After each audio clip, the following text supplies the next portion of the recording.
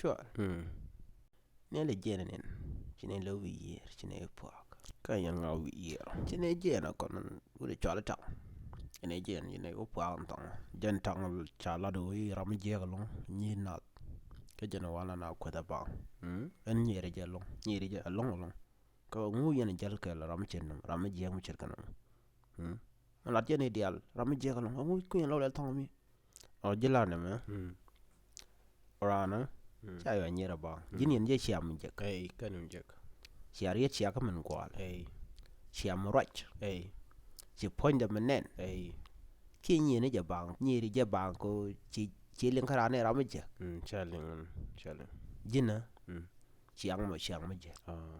chi ran chwa nyere ka kan ya ruac ka kan ya red gwal Oh. ran nyere Mm. e chia red gwal Ah. chu nyeri je ba Mm. yunu no ro jok Ah. mi chiang ga je ram je Mugo. nyodo je jina je ram je ko ntama mi la ro tang ram je Ko chala ka jano kan yen mi je ram jek. ken rien mo gwal ka be weto ngu ram je jin ponu je ram je ko ngene jedu ram je ramadan lat bang mi ngat bang ka ken ro ken ran ngeji ponu jin Hey. ke o chele Chaling jan. jega chu ma ken nen chu je nyir na mo nyod je jin chetan ponu mi nyir bang bang ram ken ya right ken ya red gwal ku jin ponu le ngene je ngu chi chang ma kwa lok da je no pelen chang ma Go chi loite. En nga jene je to chaling. Mi chaling. Che nga je ram je.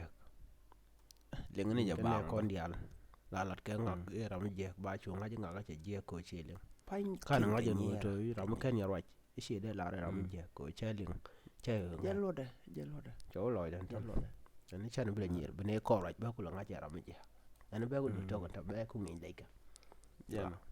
jin bo aka cha le bang jino ai no gran ra roje mu lu ka ni jibo ko mun gwa linga ko jin ci ra den ci bi moy ka gwa bej jen la dana chol ga mo jen go til lu teten mi mo ra den mo je gwa bej nga da jin ponu jira mi je ki jira mi gwa ni ran ba bang ba ka ken yerum ka ken ya roj tele mi sha ma mat ka bu ya ra mi je ga na ma ba nyir mi ni ran bang ci cho cha ma gwa